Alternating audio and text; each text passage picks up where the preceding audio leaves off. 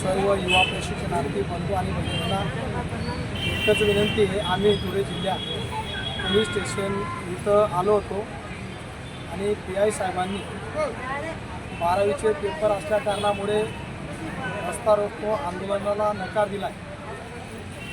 आमच्याकडून कलेक्टर साहेबांना रस्ता रोकोचं निवेदन दिलं गेलं होतं, तसं मीडियाला सुद्धा गेलं आहे। परंतु सर्व बंधू आणि भगिनींना एकच विनंती आहे, आपण आहे त्याच ठिकाणी आनंदखेडा तालुका जिल्हा धुळे येथे रस्ता रोको आंदोलन न करता आपण नॅशनल क्रमांक 6 आनंदखेडा येथेच रस्त्याच्या बाजूलाच धरणे आंदोलन करू असं PI साहेबांना निवेदन दिलं आहे। म्हणून धुळे जिल्ह्यातील सर्व प्रशिक्षणार्थ्यांनी धरणे आंदोलनासाठी 18 फेब्रुवारी रोजी सर्वांनी ठीक 10 वाजता मोठ्या संख्येने उपस्थित राहावे। आपल्या हक्काच्या नोकरीसाठी जे आपल्याला माननीय एकनाथ शिंदे साहेबांनी शब्द दिला होता, 6 महिन्याचं प्रशिक्षण झाल्यानंतर आम्ही प्रशिक्षणाचं 6,000, 8,000, 10,000 प्रशिक्षण भत्ता देत आहोत।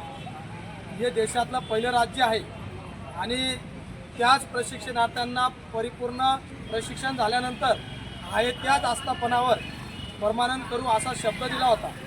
पण एकनाथ शिंदे साहेब यांना आम्ही विनंती करतो, तुम्ही शब्द दिल्यामुळे आम्ही लाडके भाऊ बहिणी तुमच्या सोबत होतो, तुम्हाला निवडून दिलं, तुम्ही सत्तेवर आले।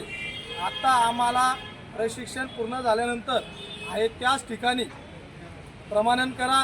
तुम्ही जर खरंच डॉक्टर बाबासाहेब आंबेडकरांच्या संविधानाला मानत असाल, आनंद दिघे साहेबांच्या विचारांना मानत असाल, उद्धव ठाकरे साहेबांच्या त्यांच्या विचारांना मानत असाल, बाळासाहेबांच्या विचारांना मानत असाल, तर तुम्ही दिलेला शब्द पूर्ण करा। इथं गोरगरिबांचं मुलं आहेत, राज्यामध्ये आम्ही 1,10,000 लोक आहोत। जर तुम्ही आम्हाला रोजगार दिला, आम्हाला आनंद झाला, आम्ही तुम्हाला निवडून दिलं। परंतु तुम्ही जर आम्हाला आहे त्याच आस्थापनावर शब्द दिलेला जर पाडला नाही, येणाऱ्या पंचायत समिती जिल्हा परिषदला निवडणुकीच्या वेळेस तुम्हाला मागात पडेल। आम्ही गोरगरिबांचा मुलं सुशिक्षित बेरोजगार आहोत, बेरोजगार होतो, तुम्ही रोजगार दिला, आता आम्हाला रोजगार पुढे कायम करा असं विनंती करतो आणि इथंच थांबतो की ज्या देशामध्ये पहिलं राज्य खर प्रशिक्षण भत्ता 6,000, 8,000, 10,000 देत आहे आणि प्रशिक्षण पूर्ण झाल्यानंतर त्यांना तिथं आम्ही रोजगार देऊ, त्यांना परमानंट करू।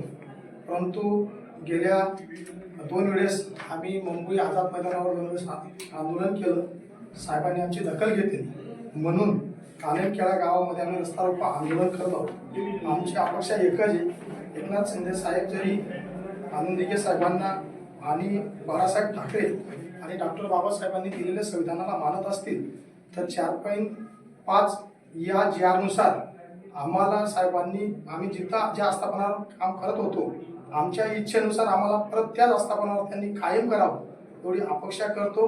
तसं नाही झालं, 18 तारखेचा रस्ता रोको आंदोलन झाल्यानंतर मी स्वतः आग्रहादेवरी आमरण उपोषण करेल, ही वेळ येऊ देऊ नये असे तुमच्या माध्यमातून मी विनंती करतो आणि हे पॉझिटिव्ह आम्हाला उत्तर द्यावं अशी अपेक्षा करतो। साहेब, आम्ही महाराष्ट्रातील 1,10,000 युवा प्रशिक्षणार्थी गेल्या 4-5-6 महिन्यापासून प्रशिक्षण घेत आहोत। आम्हाला माननीय एकनाथ शिंदे साहेबांनी शब्द दिला होता की देशामध्ये पहिलं राज्य आहे तर प्रशिक्षणार्थींना 6,000, 8,000, 10,000 प्रशिक्षण भत्ता देत आहोत। परंतु शासन शब्द दिला होता म्हणून आम्ही सर्व लाडके भाऊ आणि बहिणींनी शासनाच्या पाठीमागे भक्कमपणे उभे होतो आणि त्यांना सत्तेवर आणून दिलं, परत निवडून दिलं। आता आम्हाला एकच म्हणायचं आहे, आमचं प्रशिक्षण झाल्यानंतर 4.5 या JR शासनाने दिलेला शब्द पाळावा आणि आमची इच्छा आहे, आम्ही त्याच आस्थापनावर आम्हाला रोजगार द्यावा, आम्हाला कायम करावं। जर एकनाथ शिंदे साहेब आणि सर्व मुख्यमंत्री साहेब जर यांनी डॉक्टर बाबासाहेब आंबेडकरांचे जर संविधान मान्य असेल आणि आनंद दिघे साहेबांचे विचार, बाळासाहेब ठाकरेंचे विचार जर त्यांना मान्य असतील, त्यांनी दिलेला शब्द पाळावा, आम्हाला रोजगार द्यावा एवढी तुमच्या माध्यमातून आम्ही विनंती करतो। आणि यामुळे आम्हाला नाईलाजाने आम्ही हवं त्याच ठिकाणी आम्हाला आंदोलन आनंदखेडा गावाला 18 तारखेला करावं लागतंय। या आंदोलनाची दखल घेऊन जर शासनाने परिपत्रक काढलं नाही, मी स्वतः अभिलाष देवरे सुट्टेपाडा गावामध्ये आमरण उपोषणाची तयारी करणार आहोत आणि याला सर्वस्व जबाबदार मुख्यमंत्री महोदय असतील आणि आपलं प्रशासकीय अधिकारी असतील. जर हे नाही झालं तर आमची दखल कोणी घ्यावं असं आम्हाला शंका उद्भवत आहे. म्हणून आपल्या माध्यमातून विनंती करतो. जय महाराष्ट्र. हे बघा, विषय असा आहे की सध्या पोलीस बंदोबस्त सगळीकडे चालू आहे. पोलीस बंदोबस्त तुम्हाला देता येत नाही. दुसरी गोष्ट असं आहे की रास्ता रोको हा काही कायदेशीर विषय नाही. रास्ता रोको याच्यामध्ये गुन्हे दाखल होऊन जातात. आणि तुम्हाला सांगतो की आता 10वी 12वीचे पेपर चालले आहेत. प्रत्येकाचा वेळ हा खूप महत्त्वाचा आहे. येणारे जाणारे रस्त्याने कोणी लोक असतील किंवा कोणी विद्यार्थी असतील तर त्यांचाही वेळ महत्त्वाचा आहे. एखादा व्यक्ती प्रवास करत असेल, तो अडकून पडला त्या रस्ता रोकोमध्ये, त्याचाही वेळ वाया जातो. लोक वेटीच धरले जातात. आंदोलन करण्याचे अन्य भरपूर पर्याय असतात.